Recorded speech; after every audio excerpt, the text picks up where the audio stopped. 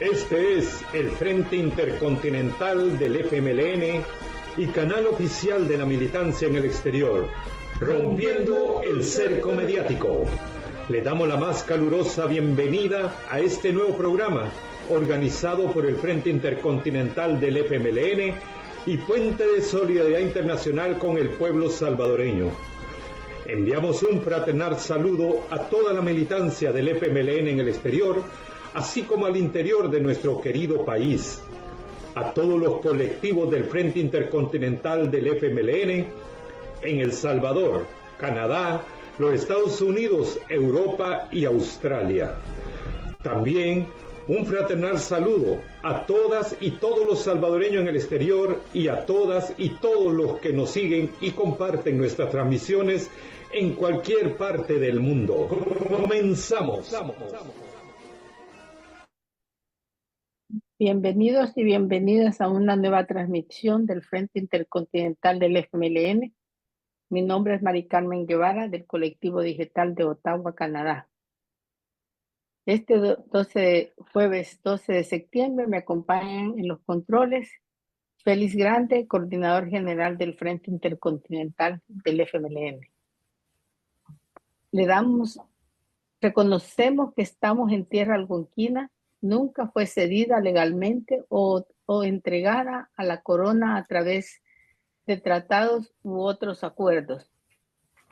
Ayer conmemoramos el 51 aniversario del asesinato del presidente Allende. Y decimos, Allende presente. Felicitamos a la Secretaría General, todas las secretarías y comisiones políticas y a todos los electos y electas que conducirán nuestro partido en los próximos 5 años. Nos solidarizamos con el pueblo palestino y pedimos que cese el genocidio en Gaza. Nos solidarizamos con el pueblo cubano y exigimos exclusión de Cuba de la lista de estados patrocinadores del terrorismo y exigimos a Estados Unidos que quite el bloqueo criminal contra Cuba. Felicitamos a presidente Nicolás Maduro por las recientes elecciones, que fue reelegido presidente nuevamente, y decimos a Estados Unidos y a la Unión Europea, saca tus manos de Venezuela. Militantes, amigos y amigas, es un placer para nosotros dar la bienvenida a nuestro distinguido invitado en el programa de hoy. Con gran honor les presento a Julio César Relajeño, originario de Apastepeque, San Vicente. Julio César ha dedicado su vida a la educación y al aprendizaje continuo, estableciéndose como un referente académico y un defensor del conocimiento.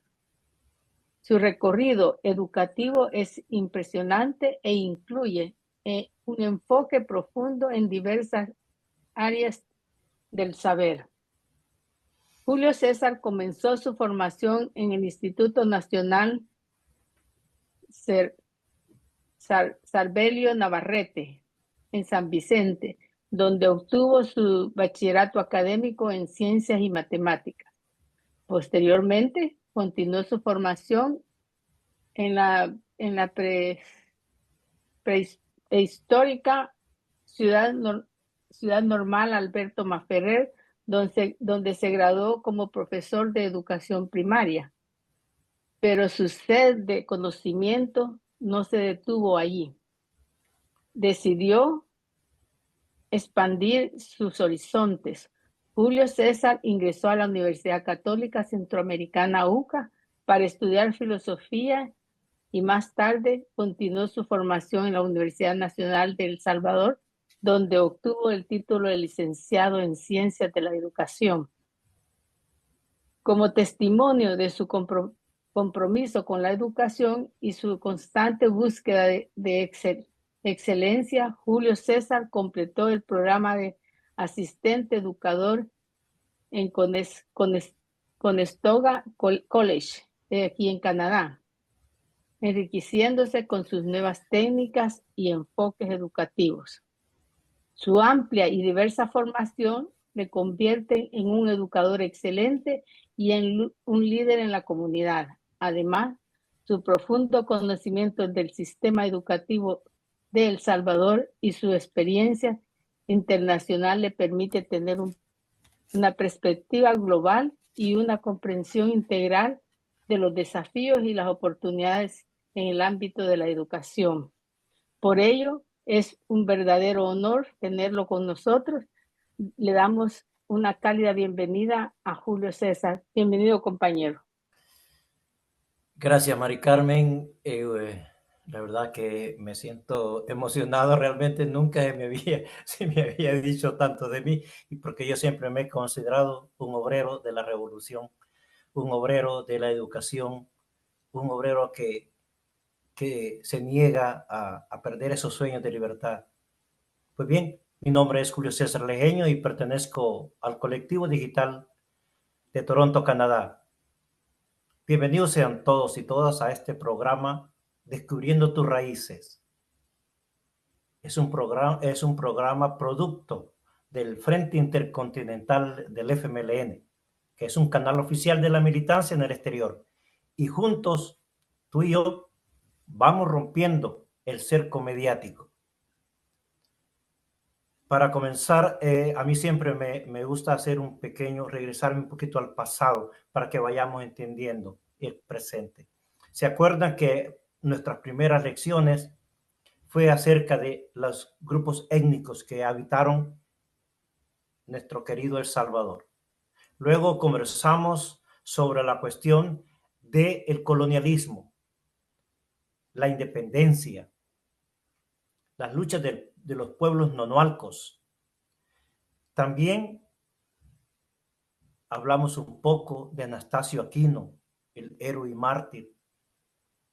Luego hemos venido a través de todo el siglo XIX hablando de caudillos tanto de la tendencia conservadora como de la tendencia liberal, como son Francisco Morazán, Gerardo Barrios, Francisco Menéndez, Saldívar, Carlos Ezeta, y luego tenemos a Tomás Regalado. Tomás Regalado es el presidente del fin del siglo XIX y el principio del siglo XX. Así que él terminó sus funciones en el 1903. De ahí para allá estuvimos también estudiando a Manuel Enrique Araujo, un presidente de tendencia liberal. Después de él llegaron a gobernar 3 individuos que se llamaba la dictadura de los Meléndez Quiñones. Y ahí teníamos a Carlos Meléndez, a Jorge Meléndez y a Alfonso Quiñones. Los 3 eran uno solo, eran una unidad. Y aquí precisamente es cuando voy a hacer una pequeña pauta, porque en su ambición de continuar en ese ámbito, en esa sed de poder, ponen su carta preferencial, y la carta que ellos pusieron para gobernar en el año 1927 fue nada menos ni nada más que el doctor Pío Romero Bosque. Menciono a este personaje porque es bien curioso. Cuando surge el doctor Pío Romero Bosques, tanto los Meléndez como los Quiñones pensaron que por haber sido él la carta puesta en las elecciones, él iba a seguir a pie de letra sus indicaciones. ¿Y qué pasa? Rompe con el esquema de los Meléndez. Esto es bien importante. Ahí él da una vuelta y rompe con el esquema de los Meléndez. Así que deja completamente esa historia negra que llevaban los dictadores de Jorge, Carlos y Alfonso. Y es que durante el gobierno de él pasan cosas importantes. Una de las promesas prácticamente preelectorales que él hizo, este detalle tenemos que llevarlo siempre presente, porque una de esas campañas fue el ofrecimiento a devolver las tierras a sus dueños originales. estamos hablando de nuestros indígenas, de nuestros aborígenes. Y eso realmente se ganó el corazón de ellos. Y ellos le pusieron mucha confianza, mucha esperanza, ya que tarde o temprano esas tierras volverían a sus dueños originales. Llegando él a gobernar, derogó el estado de sitio. El estado de sitio en esos individuos se había mantenido durante 14 años sin parar, de año tras año. Esto me imagino que se les hace común con alguien que ustedes actualmente conocen. Esa cuestión del estado del sitio se mantuvo ahí hasta que llegaron a considerarlo como parte del proyecto de gobierno de esas personas.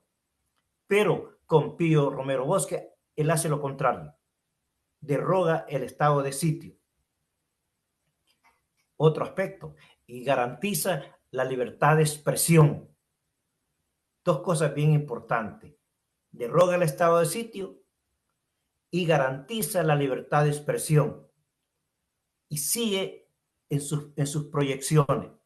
Otorga autonomía a la Universidad Nacional de El Salvador. Luego, dentro de ese espíritu, crea prácticamente dentro del seno de la universidad la Asociación General de Estudiantes Universitarios, AGEUS. Imaginémonos que realmente sorprendente, ¿verdad? Imaginémonos un presidente de esa índole creando esas condiciones. Otro aspecto importante, el amparo de la mujer. Eso fue bien importante en el gobierno de él. Y algo bien importante, ya que hablamos de ese sentido y que me llamó la atención y por eso quiero manifestarlo. Durante el gobierno de Pío Romero, a la mujer emprendedora, es decir, la mujer aquella que tiene su tiendita, no tenía durante el gobierno de él, no tenía por qué pagar un impuesto. Las mujeres estaban exentas del pago de impuestos. Eso es bien importante. Además, aprobó la jornada de trabajo de 8 horas. Todo eso prácticamente vino a poner la situación de una manera favorable. 1927 realmente se veía una perspectiva de futuro, con libertad de expresión, con una universidad autónoma, con la fundación de AGEUS, bueno, y etcétera. Pero cuando ya el gobierno empieza a demostrar realmente lo que en verdad va a ser, todas esas cosas fueron muy bonitas. Pero hay un detalle, que una de las promesas más básicas y donde el pueblo había puesto toda su esperanza, que era el devolver las tierras a sus primeros dueños, a sus originales dueños. Esto no se cumple. Y esto al no cumplirse,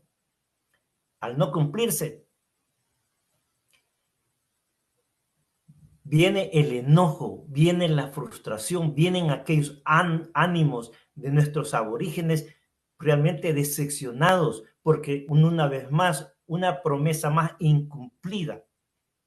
Tanto así que en esa época se acercaban las próximas elecciones y de enojo ellos no votaron por el candidato oficialista que se llamaba el doctor Gómez Zarate y dijeron no, porque nos volvieron a engañar nuevamente.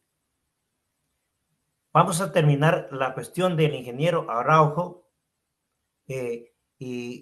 pero antes de comenzar a este tema, me gustaría si el compañero Félix nos puede poner la canción de Feliciano Ama.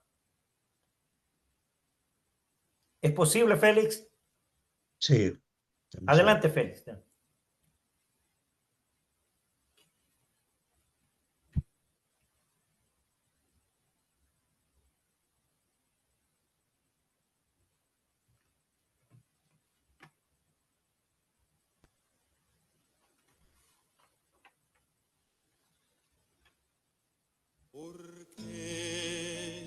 mataron ama Feliciano, camarada, porque dice la leyenda que los indios regresaron del fondo de los volcanes, que traíamos la sangre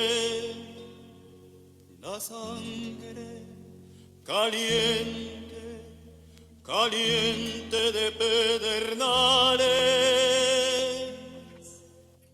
¿Por qué te mataron, ama Feliciano, camarada? Aprendimos la palabra que encendiaba la alborada. Hablaba del universo, su verso y su canto, que amaba al hombre que sufre por todo el mundo.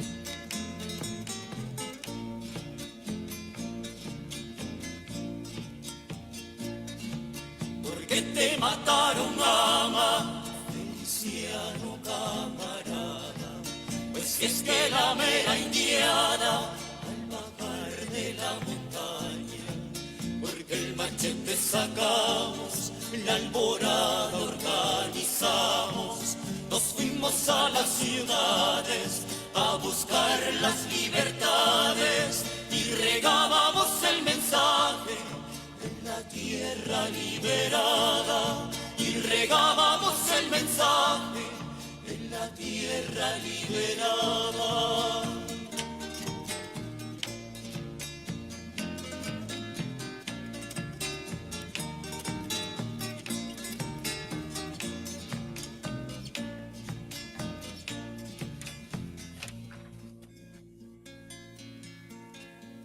¿Por qué te mataron, ama Feliciano, camarada?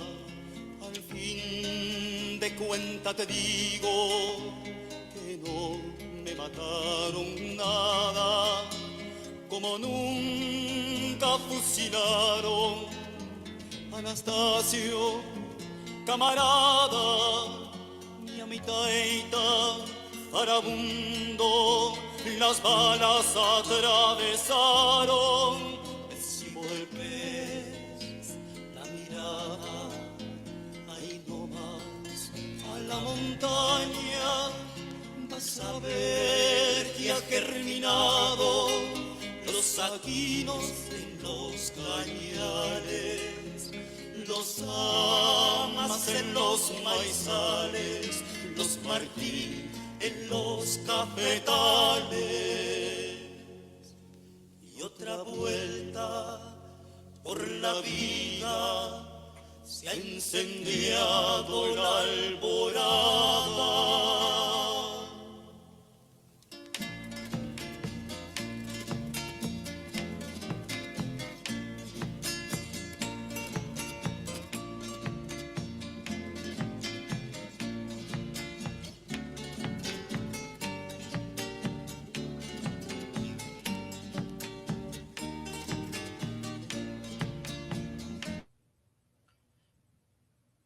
Gracias, gracias Félix.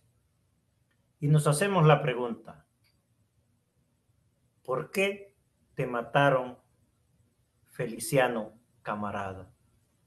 Feliciano Ama nació en la ciudad de Izalco en el año de 1881. Era un cacique indígena y pipil en El Salvador. Era un hombre sencillo, un cacique indígena de la etnia Nahua Pipil, líder de la insurrección campesina de 1932, influyente en la comunidad indígena de Izalco, Feliciano Ama. En medio de una crisis y en medio de unas esperanzas agotadas, donde la esperanza de recobrar sus tierras prácticamente era nomás un sueño.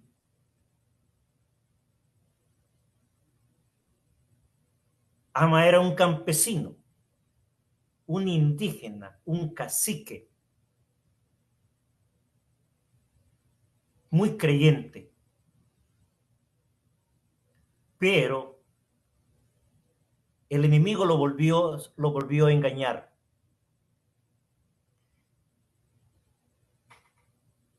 Y nuevamente, quienes organizaron ese atropello desarrollaron toda una campaña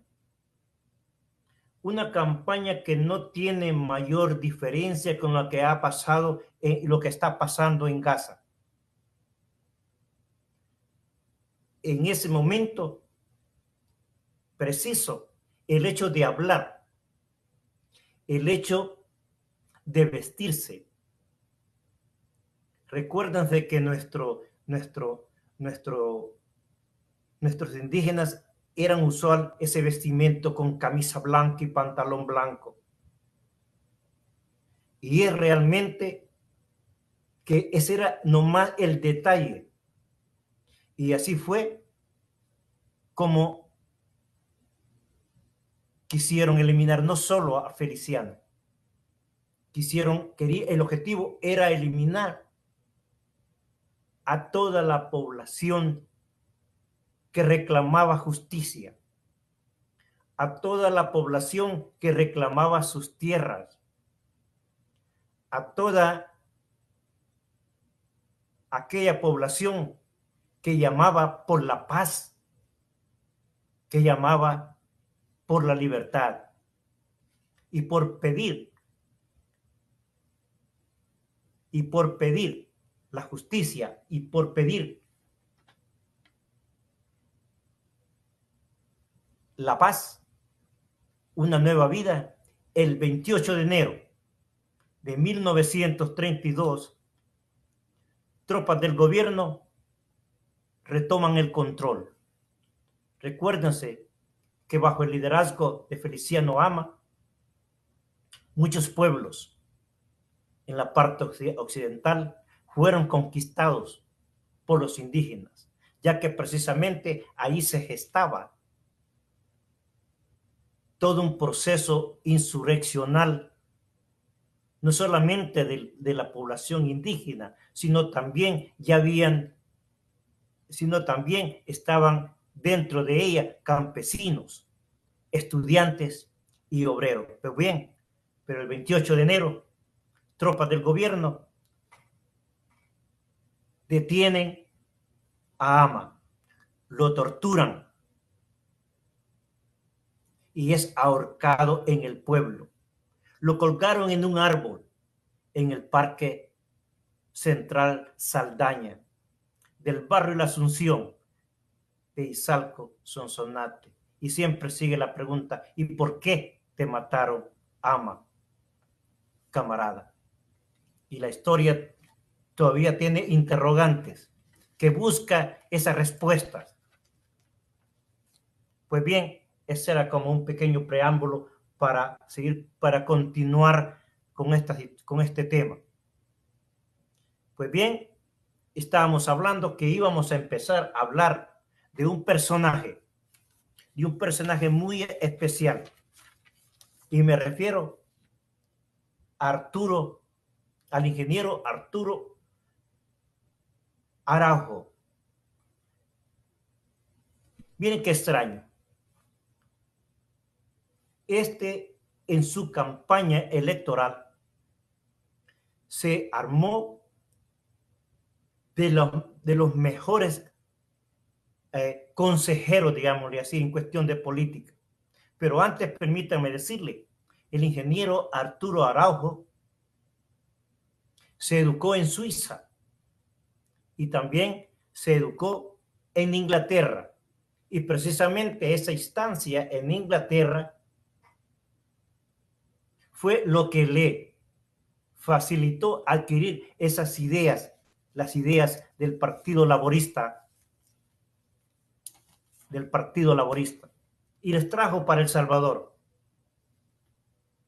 Y miren qué interesante también, así como les mencioné, el doctor Pío Romero Bosque prometió a los indígenas tierras. El ingeniero Arturo Araujo también les prometió que les iba a devolver las tierras. Pero aquí pasamos a otro nivel y aquí podríamos llegar a pensar si las ofertas de gobierno de Pío XII fueron realmente sorprendentes, que le ganaron los corazones a muchos. Este tipo de gobierno que venía era superior, y ya les voy a contar por qué. Imagínense, por ejemplo, ¿qué es lo que estaba él prometiendo? Estaba prometiendo que las tierras iban a volver a sus dueños originales, que ya iba a dejar las cuestiones militares en una cuestión mínima, que iba a mejorar la educación primaria, que aún iba a dignificar más a la mujer, iba a construir hospitales por todas partes y la medicina iba a ser gratuita. Aquí viene otro aspecto fundamental. Para ganar las elecciones, el ingeniero Araujo, miren lo que hizo. Llamó al rector de la Universidad de El Salvador como el asesor de su campaña. También llamó a un grupo de estudiantes universitarios de la Asociación General de Estudiantes Universitarios, AGEUS. Imagínense, otro asesor que él tenía, Luis Felipe Jerez. Él era el dirigente del Partido Proletario Salvadoreño. Y algo muy importante, el filósofo Alberto Masferrer y escritor Alberto Masferrer. Con esa presentación, realmente era obvio que el corazón de los salvadoreños estaban al lado del ingeniero Arturo Araujo. Claro, y así fue. Pero faltaba un elemento, y un elemento era el vicepresidente. Y como les digo, por un lado tenía el doctor Víctor Jerez, que era el rector de la Universidad de El Salvador. ¿Se pueden imaginar? Estudiantes universitarios, pero tenían una carta secreta. Y la pregunta era, ¿quién iba a ser el vicepresidente? Y este nombre no se lo voy a mencionar, sino que hasta el final. Pero ustedes lo van a detectar a quién me refiero. Era un personaje y que tiene similitudes con el presidente actual y legal que tenemos. Imaginemos, tiene una beca para estudiar en el Colegio Politécnico de Guatemala y no dio el ancho. La palabra no dio el ancho lo hago con énfasis para caracterizar a ese personaje.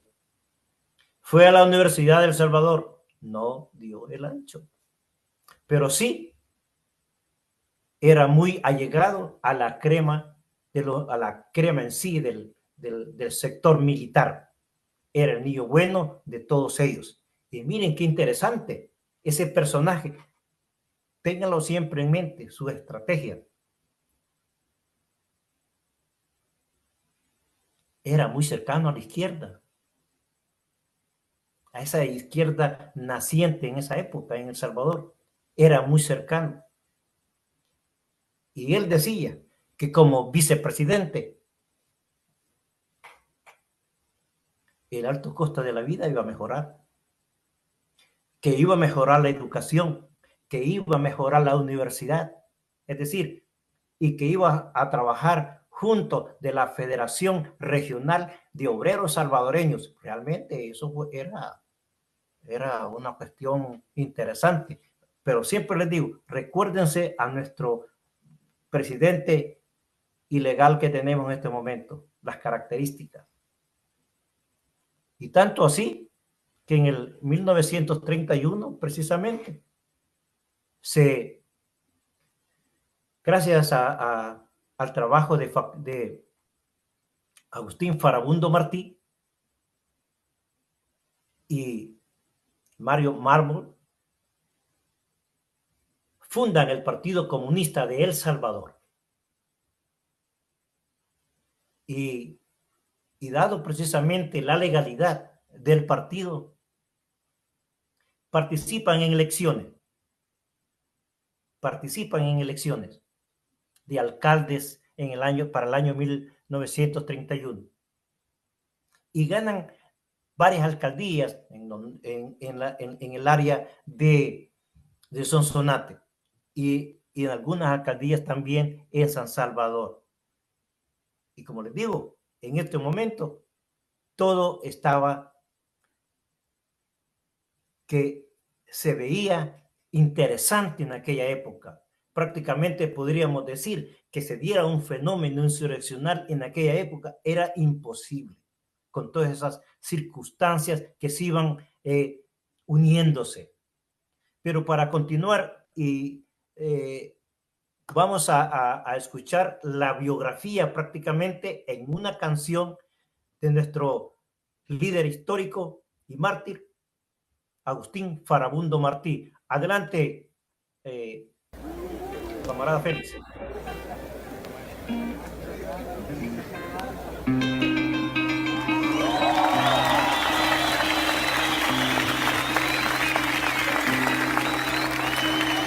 Dicen que vieron pasar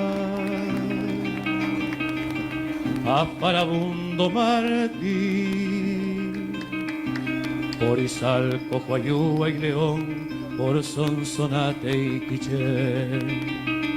Dicen que vieron pasar a Farabundo Martí por Izalco, Coayúa y León, por Sonsonate y Quiché, por Nicaragua y El Salvador, por Guatemala pasó, con su luz de liberación Farabundo llegó.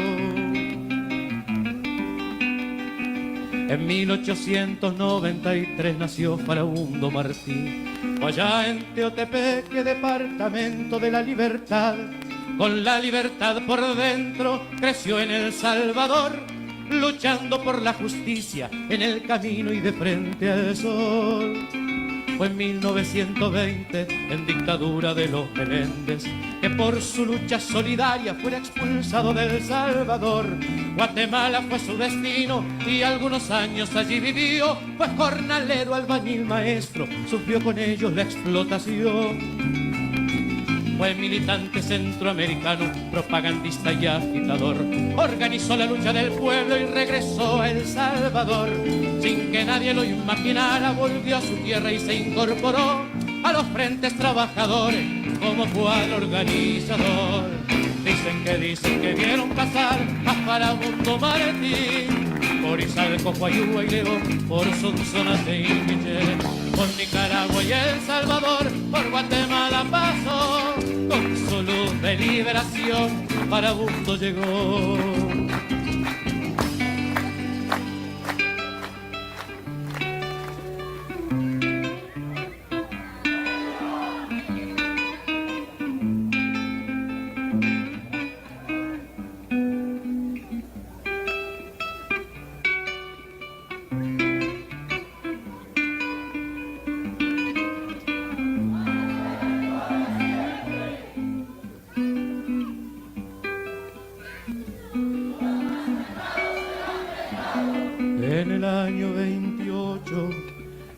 Segovia luchó, compañero de Sandino, en esa tierra sembró.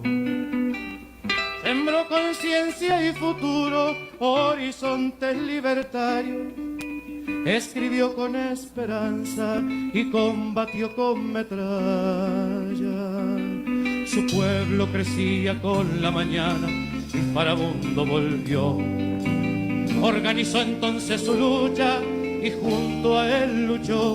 Una y mil veces fue encarcelado y fue expulsado una vez más. Dicen que pronto reaparecía como justo Francisco Juan. Dicen que vieron pasar a Farabundo Martí por Izalco, Guayúa y León, por Sonsonate y Michel, por Nicaragua y El Salvador, por Guatemala pasó. Con su luz de liberación Farabundo llegó. Con machetes y pistolas, con revólver y escopetas, obreros y campesinos en los montes y las calles. Fue en enero 32 que el pueblo les dijo basta y se encendió el corazón en contra de aquella casa. Cuentan que entonces rugió la tierra en inmenso grito, el volcán estremeció con su furia el infinito. Sembró de muertes la tarde el ejército enemigo, con sus cobardes metrallas dio muerte a hombres y niños. 30.000 los que cayeron, obreros y campesinos. Ninguno de ellos ha muerto y volverán al camino. Con Farabundo Martí, nuestra patria fusilada, volverá un amanecer, la victoria está cercana. Dicen que vieron pasar a Farabundo Martí por Izalco, Guayúa y León, por Sonsonate y Michel, por Nicaragua y El Salvador, por Guatemala pasó, por Izalco, Guayúa y León.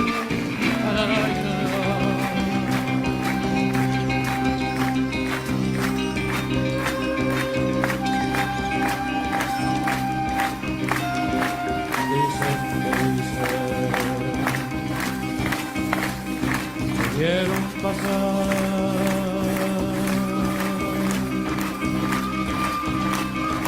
a Farabundo Martí.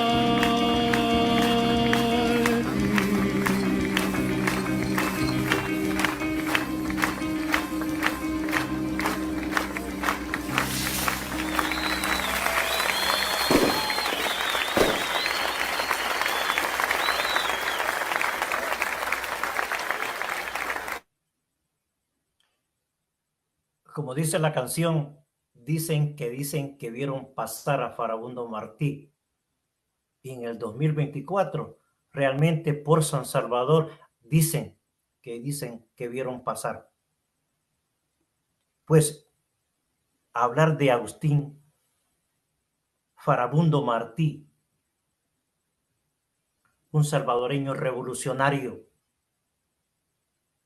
que dedicó toda su vida a las luchas y participó en revoluciones. Como dice la canción, por eso es que la colocamos, para extraer de ella algunos datos. Dice que Augusto Farabundo Martí nació ¿dónde? Augusto Farabundo Martí nació en Teotepeque, Departamento de la Libertad. ¿Cuándo nació él? Nació en el año de 1893. Su padre, un hacendado. Qué contradicción, ¿verdad? Su padre, un hacendado, dueño de tierras. Él se llamaba Pedro Martí. Y por cierto, fue alcalde de Teotepeque. Su madre, Socorro Rodríguez. Se graduó en un colegio salesiano en Santa Tecla. Se llama, por cierto, déjenme ver, Santa Cecilia de Santa Tecla. Creo que alguna vez pasé por ahí. Creo que alguna vez pasé por ahí. Y ahí obtuvo el diploma de ciencias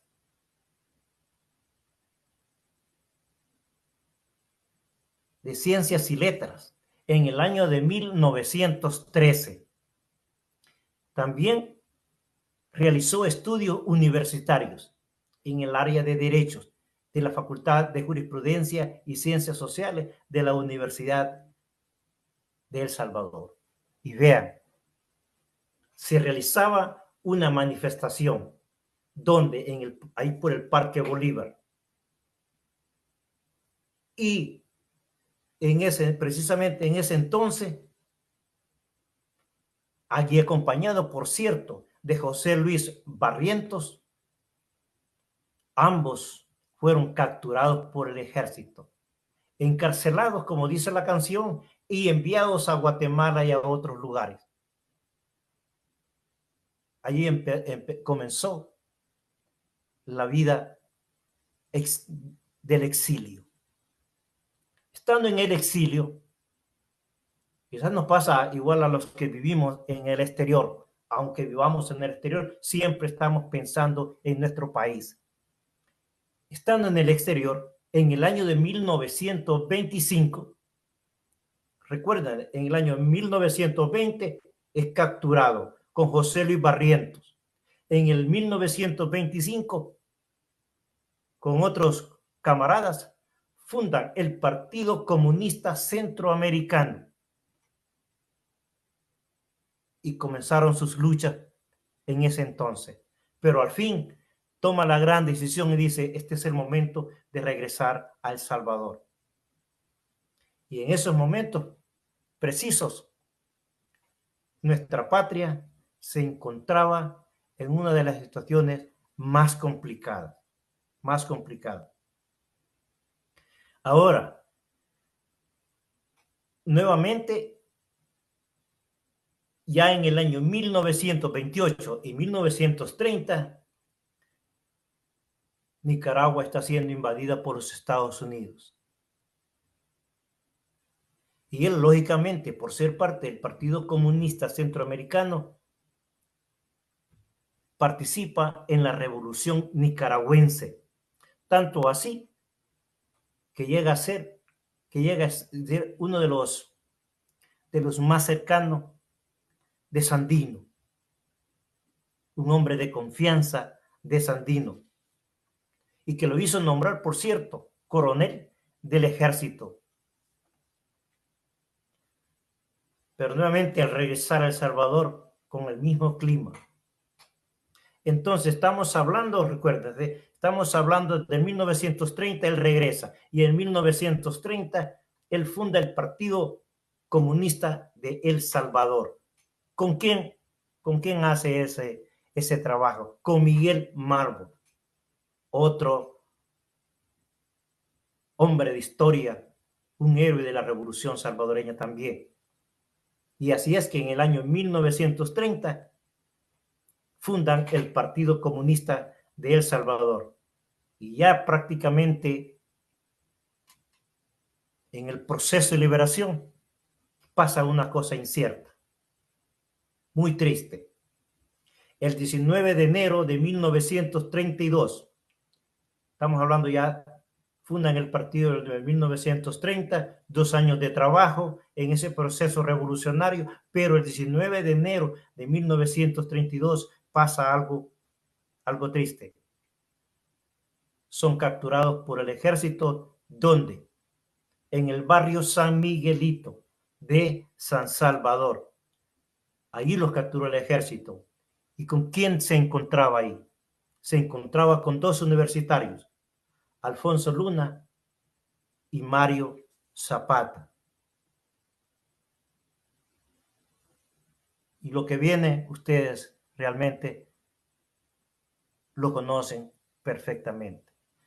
Compañera Mari Carmen, ¿tiene algunos mensajes? Si es así, Sí, adelante. sí, hay algunos mensajes y hay muchas personas que nos están viendo. La Secretaría Nacional de Veteranos de Guerra del FMLN está viéndonos. Es un honor tener a los veteranos escuchando nuestro programa. Esperamos tenerlos un día para que nos cuenten sus historias también. Son los veteranos los que hemos trabajado en este proceso por muchos años. Así que bueno, gracias por estar con nosotros. Alexi Rivas, saludos compañeros. Ricardo Mejía nos manda un dedo de que, bueno, Frente Intercontinental del FMLN, saludos a todos y a todas. Recuerden que el 15 de septiembre el Frente Intercontinental del FMLN estará transmitiendo la marcha en vivo desde San Salvador, El Salvador.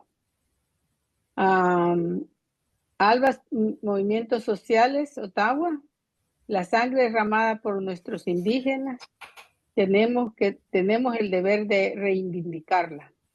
Gracias, profesor, por impartir sus conocimientos. Prohibido olvidar. Cheno Cruz, saludos camaradas desde Los Ángeles, California. La lucha continúa, dicen. Esos son los mensajes y hay muchos que nos están viendo, ojalá hagan algún comentario. Y un saludo a la Secretaría Nacional de Veteranos de Guerra del FMLN. Es un honor para nosotros que estén viendo nuestro programa. No sé si yo le puedo hacer una pregunta que es un poco fuera y no es fuera, pero he estado con la inquietud de hacerla, porque cuando usted me dijo de qué se trataba este programa, compañero, me puse a leer para poder estar un poco en coordinación con lo que se estaba hablando, pero escuché en lo que estaba leyendo, leí algo que me molestó y me incomodó. Y la persona que escribió dice que Anastasio Aquino y Feliciano Amas eran analfabetos.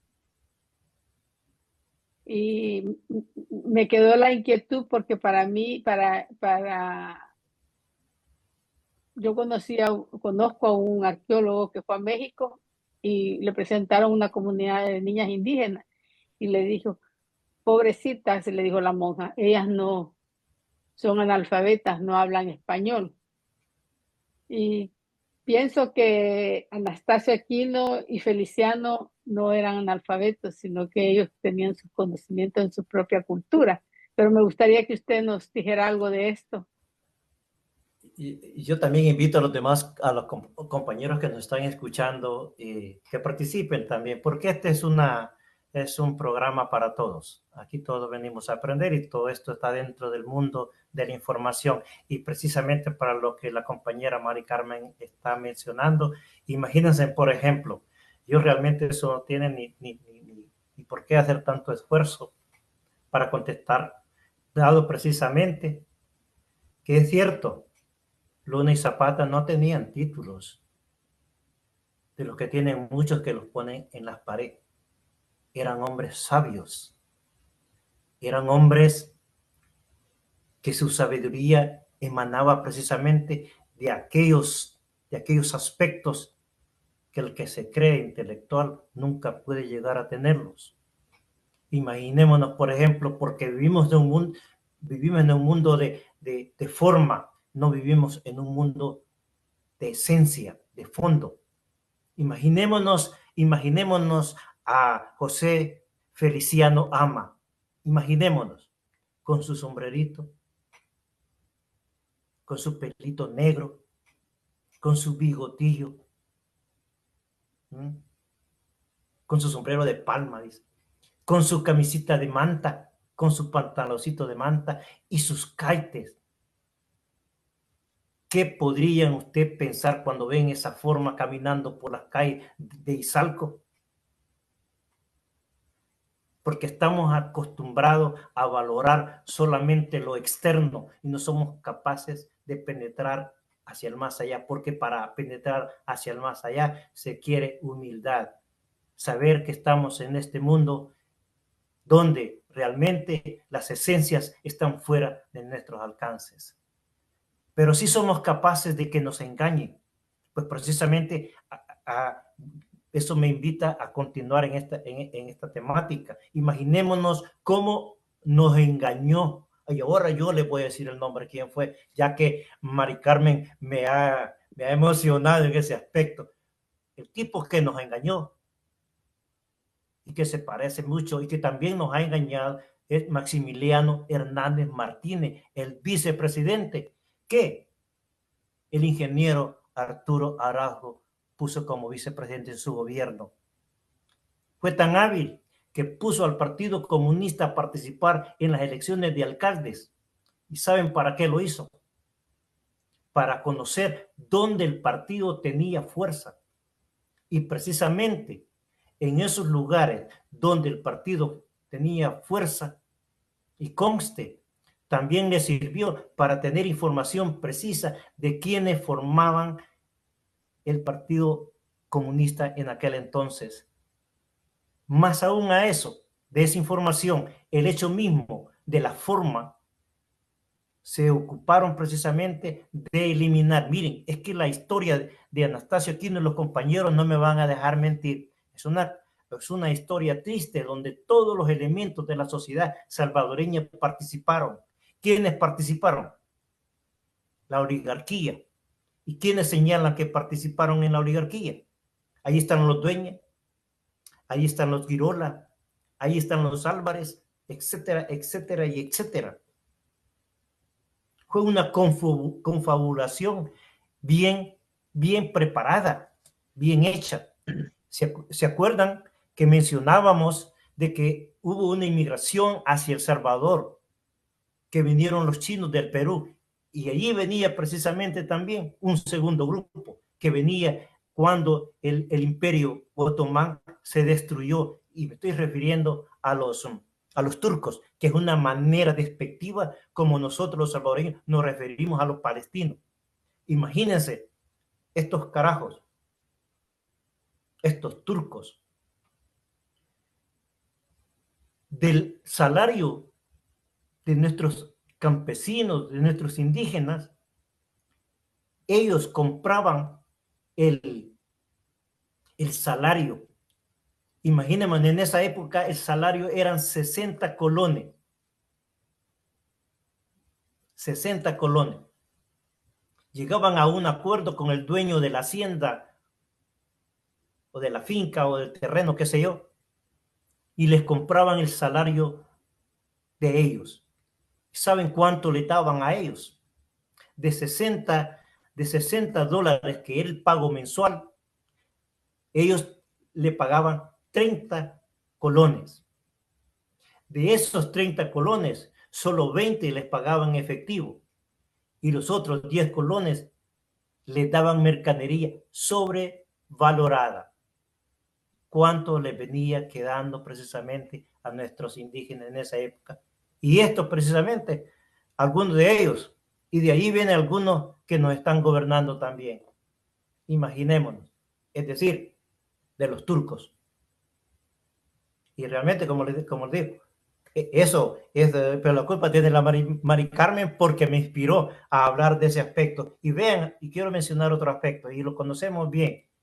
No solamente participó el ejército, la oligarquía, también participó la Iglesia Católica. Y saben, José Feliciano Ama era un representante de la Iglesia Católica de aquel entonces. Y por ende era en la conexión entre la comunidad indígena y el gobierno. Entonces, si tenía todas esas capacidades, ¿cómo se puede hablar que él era analfabeto? Es bien difícil. Y realmente, para hablar sobre eso, pero bien, continuando con la temática, entonces ya el gobierno del ingeniero Araujo duró pocos meses, porque el pueblo se alzó en San Salvador, los estudiantes universitarios en pie de lucha, los obreros en pie de lucha, los campesinos en pie de lucha, y los indígenas armados con machete, casi controlan toda la parte de Occidente, conducido especialmente por nuestro líder, Feliciano Ama. Y cuando las manifestaciones estaban en su auge, vienen y hacen que funcione el aparato represivo. Y entonces viene la Guardia Nacional y destruye y mata y detiene a cuantos se le cruzaban. En la canción dicen 32,000 de salvadoreños fueron asesinados en esa cuestión. Pero como les dije, mientras más se reprimían al pueblo en aquel entonces de 1932, nuestro pueblo más se organizaba bajo la conducción precisamente de sus líderes. Pero desgraciadamente el ejército logró por fin controlar todos aquellos territorios controlados por los indígenas. Y cuando estos individuos llegaron, como les repito, arrasaron completamente de la comunidad indígena.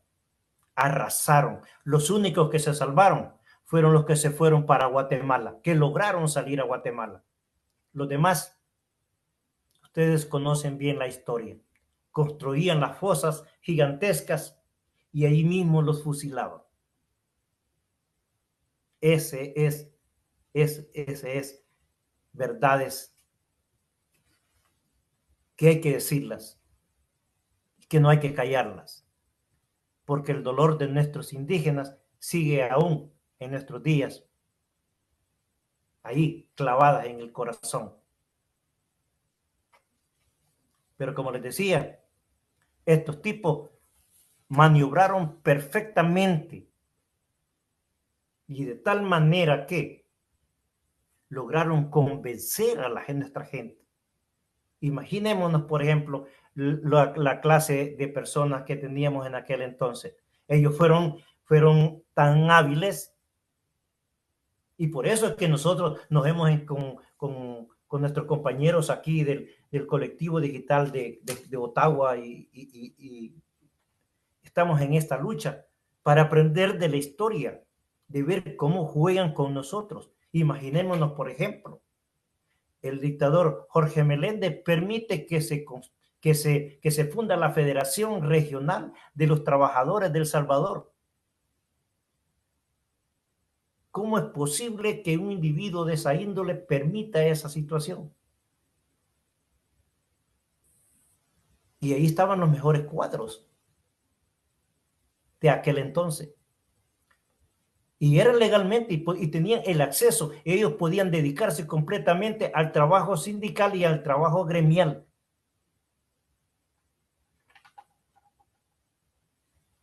Pero claro, siempre habilidosos. Por un lado, daban una apertura, pero por otro lado, ¿qué hacían? Militarizaban. ¿Qué militarizaban? Todos los colegios en aquella época, en tiempo de la dictadura Meléndez Quiñones, estaba militarizado.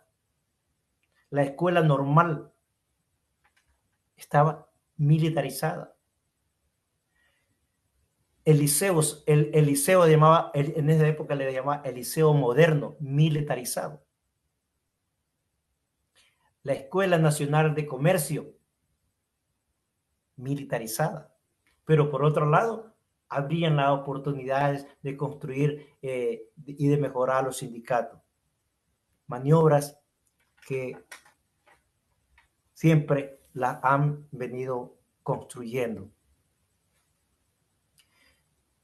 Imagínense, como les dije, permiten y nada menos que el mismo ingeniero Arturo Araujo, o sea, todas aquellas ideas que traía Arturo Araujo de Inglaterra, de construir una sociedad donde prácticamente se estableciera un gobierno democrático, pluralista, y que se viviera una democracia participativa solamente existía en los sueños de él, pero en la realidad se vivía un estado militaresco. Mari Carmen, me gustaría saber si tiene algunas otros comentarios.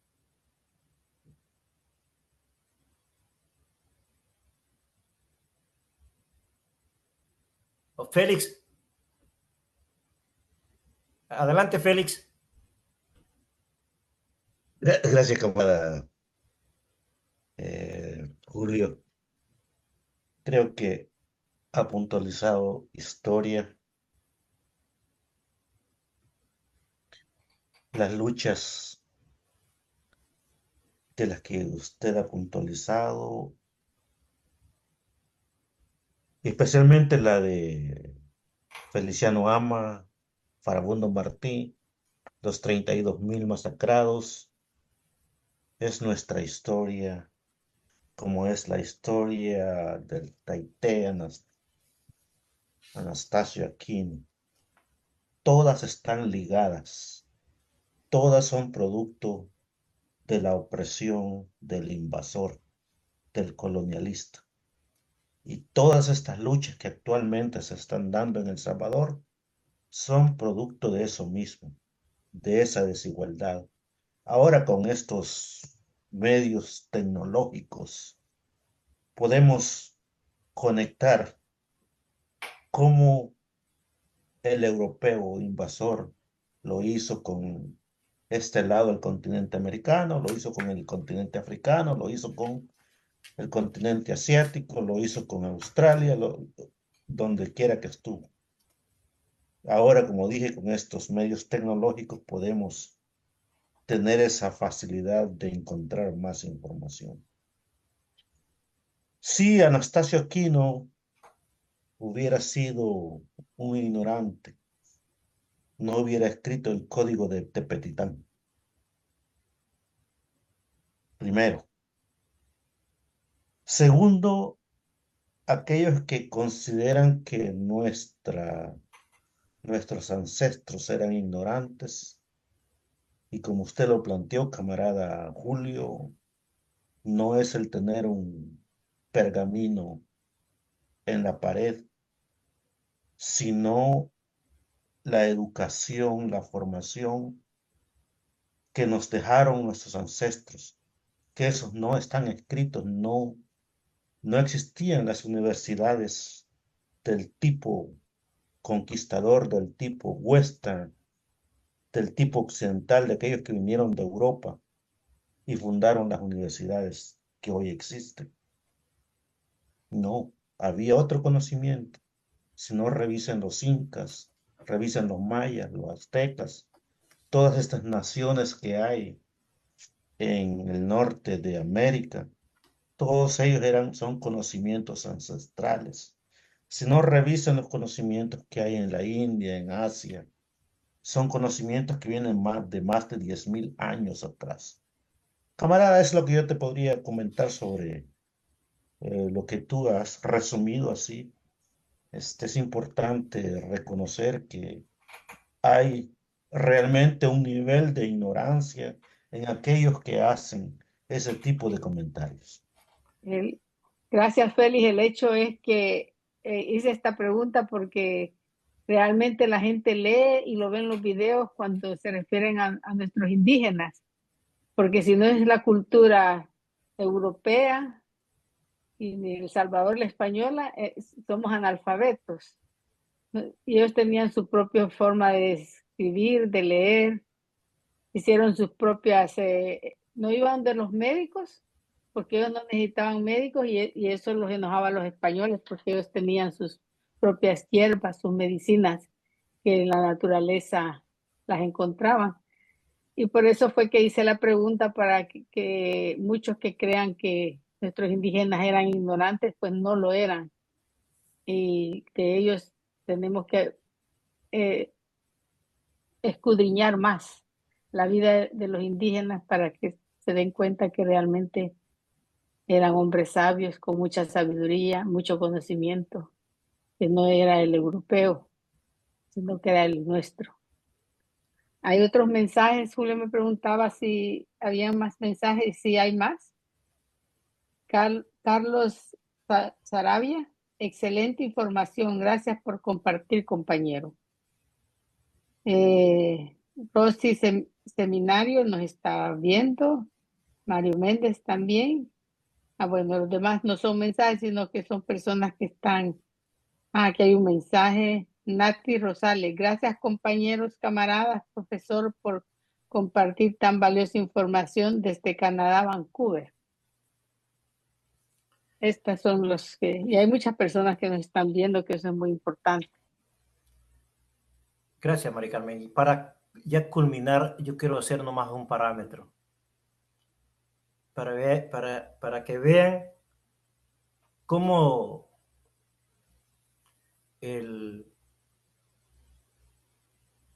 la clase que tiene el poder ve a nuestros aborígenes, ve a nuestra gente. Y quería hacer ese parámetro. ¿Se acuerdan ustedes cuando estábamos conversando sobre Anastasio Aquino? Cuando la iglesia lo entrega al ejército, ¿y qué es lo que hace? ¿Y qué es lo que hace el ejército con él? Lo captura. A Feliciano Ama lo capturan también. Lo torturan. A Anastasio Aquino torturan también a Feliciano Ama. Le quitaron la cabeza a Anastasio Aquino y a Feliciano lo ahorcan. Con la cabeza, los españoles civilizados, entre comillas, llevan la cabeza por todo el pueblo en San Vicente para crear caos. ¿Qué es lo que hacen? ¿Qué es lo que hacen con Feliciano Ama? Lo cuelgan, lo ahorcan en un palo en el centro del pueblo de Izalco. No es el mismo parámetro, esa es la misma concepción que tienen de nuestro indígena.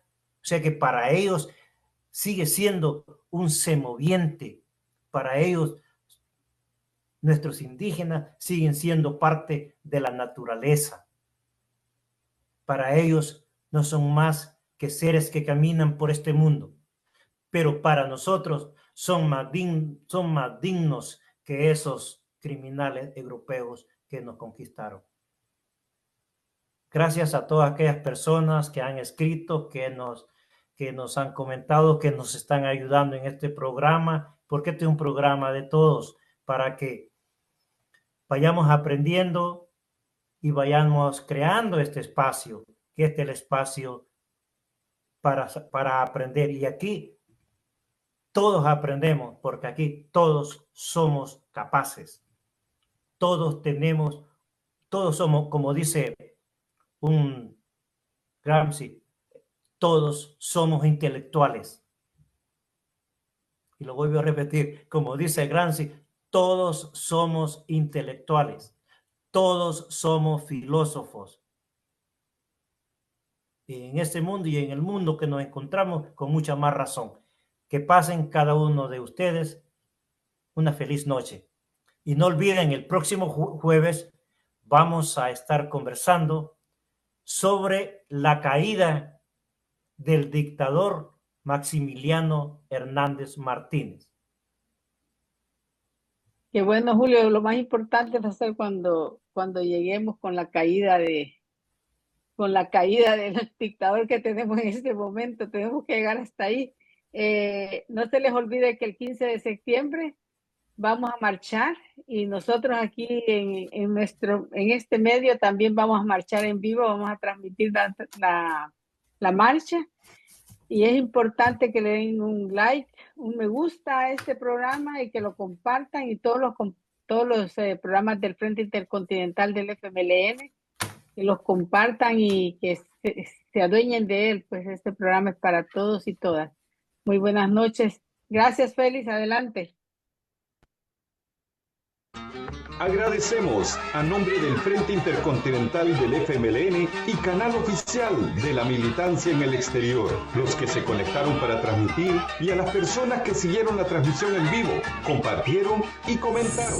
Nos despedimos, no sin antes invitar a toda la militancia en el exterior a unirse a este nuevo esfuerzo y agradecer a la solidaridad internacional por el apoyo que nos han dado. Nos dan y nos seguirán dando en nuestras luchas por nuestra liberación. Por la paz y la democracia en El Salvador. La lucha continúa. Unidos venceremos. No más persecución política en El Salvador. Libertad para las y los presos políticos. Dictaduras nunca más. Proletarios de todos los países unidos. ¡Viva el FMLN! Juntos tú y yo Romperemos el cerco mediático.